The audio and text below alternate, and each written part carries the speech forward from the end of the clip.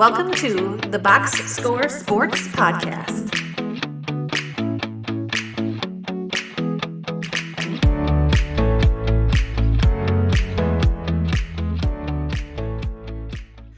Welcome back, everybody, to the Box Score Sports YouTube channel. I'm your host, Ryan, and with me is Clint. And what we're going to do today is we're going to continue our NBA preview, and we're going to, for the regular season, which starts very soon, a couple weeks, and we're going to talk about the New Orleans Pelicans. So before we get into it, let us know in the comments down below what are some of your concerns with the Pelicans, what are you excited about, what are your predictions, and remember to like and subscribe. Clint, let's get into the Pelicans. Their season last year, 21 and 61. That's what they finished last year. They re-signed in the offseason Herb Jones, added Sadiq Bey, Looney, and Poole. They drafted Jeremiah Fears and Queen, which are the important ones, and they lost Brown, McCollum, Olynyk. So let's, if you want to know our thoughts on their offseason, we do have a video of each division, so you can go check that out. We did do that already. So let's just focus on the season ahead. Clint, what's the strength for the Pelicans going into the season? Well, their strength is skinny Zion. No, I mean he looks good in the Doesn't interviews. he? Yeah, no, legitimately, he looks like he took his offseason seriously. But I think this is a team again that has some good pieces to it that you would look and be like Trey Murphy, like Herb Jones, definitely like Zion. You guys, if you've listened, know that I've never been a Zion fan, but he does show, crazy potential. They're good when he plays. So I think they have a talented team, and their strength is just athleticism. If Zion can bring some of that back between Jones, Murphy, and Zion, you have a good, base there. It's just as we get into it, it kind of falls apart after that. But yeah, no, I agree. That's what I put down as their forwards, basically. Like Murphy, Jones, and Williamson. You got Bey. Sadiq Bey's a fine backup if he's as good as he was before he got injured. But I just think that's a pretty powerful thing that they have, their strength, because they can switch on defense. Like they're all 6'8". They're all defenders. You mentioned athletes, and you need that in the West because you play the Rockets and the Thunder and the Wolves, who all are pretty athletic teams as well. And I think that's going to be a downfall for some of the other teams that we'll talk about is the lack of athleticism. So the fact that they have that, the length of the athleticism, I think that's a huge strength going into the season for the Pelicans as well. So, and the fact that Zion took the offseason seriously, that's good that he lost weight and hopefully he doesn't get injured. for sure, I mean, he's got to stay healthy for this to look anything like a competent team. Agreed. Agreed. Okay, let's go to their weakness. What are the weakness, concern, or not looking forward to going into the season with the Pelicans? I'm going to go with just power forward center, like just it working. Zion's not a shooter. Who knows? Maybe he added it to his game. None of their enter centers, Missy, Looney, Derek Queen's a rookie. Maybe he can space it out a little. You don't got a lot of shooting there. And vice versa, none of those guys. Looney at times looks good defensively, but again, that was with the Warriors system. So I just worry like interior, let alone Jordan Poole as your point guard. Defensively, I just worry that they're going to get killed inside. Someone breaking down, getting into the paint. You don't really have rim protection. You can't really space the floor on that end. So it's a lot of things with the Pelicans, but I just think their big man rotation defensively and spacing wise is going to I think it's going to be a problem for them. Yeah, I had center position question mark. Like, what are we doing there? Yeah, so I'm kind of with you.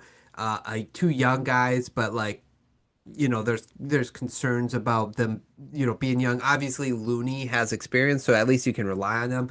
And now it almost seems like Zion might be too small to like play five, the small ball five. I don't know, like what do you think? Like the pictures of him makes him look a little small for that.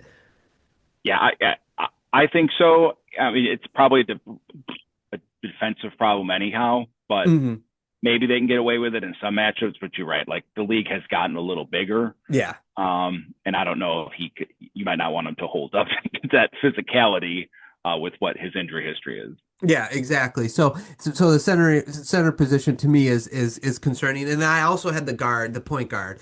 So if when Murray comes back, I think it might be a little interesting. You know, he's 6'5", he's long, he can add to the defense if he actually puts forth effort at that side. He showed he could do that when he was with San Antonio, and then he went to Atlanta, and like his defense fell off. So hopefully he can bring that back to this team. But right now it's Jordan Poole, and I'm just like, yeah, that's going to be a rough. He's kind of a chucker. I don't know if he's going to be the guy you want initiating your offense. And you could be like, well, we'll have Zion doing it, but you don't want to put like a lot of it is like you want him to last the season, so you don't want all the pressure to be on Zion. So I'm a little concerned about their point guard play. And even when Murray comes back, it's like, is he going to play good enough defense and then provide the spacing needed for the other guys down in the post like Zion? So. That's a concern as well for me. Yeah, I would agree. I don't mind their draft. Exactly. I mean, minus giving up the pick. Yes, but 100%. Yeah. Spears, not really a 3-point shooter, good ball handler. Same with I was just looking up Derek Queen, shot 20% from three last year. Like, that's where the kind of the problem where it lies. Like you have a team like in the middle and you gave up your unprotected first round pick. So they're probably, when we get to predictions, they're probably just going to play this through. But, Fears, Zion, and Queen, you really lack a lot of shooting in there. And Herb Jones is a hit and miss. So you kind of see the makings of what they're doing, kind of, but it doesn't really mesh right now. Yeah. We'll kind of have to see how it all plays out, but I'm with you on that. Okay, big question for the Pelicans. Yeah, that would just be the direction they're going to go with this. Like if Zion is really good, they might add a few into this, but you don't look at this team as any type of contender. And if you're going to get a really good Zion season, maybe you're not playing Fears and Queen a lot. So what are you doing to the long-term, aspect of this team? Vice versa, if you play those guys and you turn around and give up a top 5 pick in this coming draft because of a trade to move up to get Queen, that also doesn't look that good. So the mesh of it just doesn't feel right. Yeah, no, I mean, it's a good question, and I think even like just health, can we get 60 games out of Zion? That's the big one for me because I feel like if you can get 60 to 65 games out of Zion, you're going to be in the play-in, like in that range. Like you're going to be somewhere in there. If you're only going to get 30, it's like you said, it's just going to fall apart. It's like you're going to be giving up a top pick in the draft. So it's really, I think that's my big question. Can we honestly, I mean, he looks good, so hopefully, but like let's get 60 games out of him. And I think the Pelicans, at least their pick, will not be as giving up that pick won't be as dire of a move as it looks like, what it could look like, I should say. Yeah. For sure. What would make this a successful season for the Pelicans in your mind? For me, it's healthy Zion, and then you can move them. I think this, again, I've said for years, move on from Zion. I know it's been hard with injuries, but I think at this rate, you got to play the odds. And if he looks good halfway through this year and someone's kind of buying into the Kool-Aid, I think it'd be success to keep him healthy, move him, and then kind of just change the direction of the team with the 2 young guys that you drafted. But again, I don't think they're going to end up doing that because they traded away that pick, and no one wants to have traded away a future first and it be the first pick.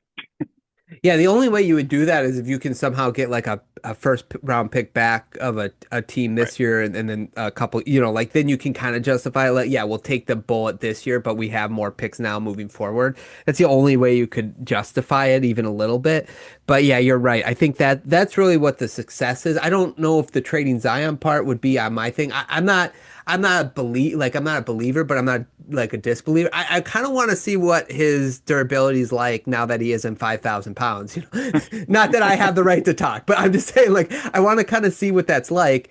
But I think the problem is, like you said before, is even if he's healthy, the team doesn't really fit. So do you just want to just reset and like Herb Jones and Zion can be and Murray, you're like, let's just get rid of these three guys, get their value up, get rid of those three guys and start with, Fears and Queen and Murphy. Let's go with those three guys. I think that could be a direction they go. It might have to wait till the offseason. It could happen at the trade deadline, but I think you're right. If they don't trust that Zion has made that change and that he can be healthy, it might be best to bite the bullet and trade him at the trade deadline, no matter how successful your team is. Yeah, I would agree. Okay, prediction. Healthy Zion, you're right. They might flirt with the play-in. I'm still going to go that this is going to end up as a lottery team. I'll play the odds that he either gets hurt or someone else does, and then you kind of throw some of these young guys in, and it's a sharp learning curve. Yeah, I wish I knew because obviously we're doing all the teams, so I did like most of the teams. And one thing I went ahead because I want to make sure I have the right amount of play-in, playoff contend, whatever. And I really wish I knew if there's going to be some sort of punishment on the Clippers for what happened. And I would be more like, hey, they could be a play-in team if like Kawhi gets jettisoned off the Clippers or he's suspended for a whole year or whatever. However, right now I'm going to say lottery. I think if Zion, they'll flirt, but the only team I could see coming out of the playoffs that made it in the 10 teams is the Kings right now, which is a spoiler alert. But that's the only team so I'm going to go play-in as well. I mean, not play-in, lottery. Yeah, yeah. Yeah. Okay, anything else on the Pelicans? Nope. Okay. Everybody else, thanks so much for listening, watching. Let us know again in the comments down below what you think of the Pelicans this year. Like and subscribe, and we will talk to you guys real soon. Thanks so much for watching this clip of the Box Score Sports Podcast. I hope you guys enjoyed. If you haven't yet, please subscribe to our channel. Follow us on Instagram and Twitter or X, and we'll talk to you guys real soon. See ya.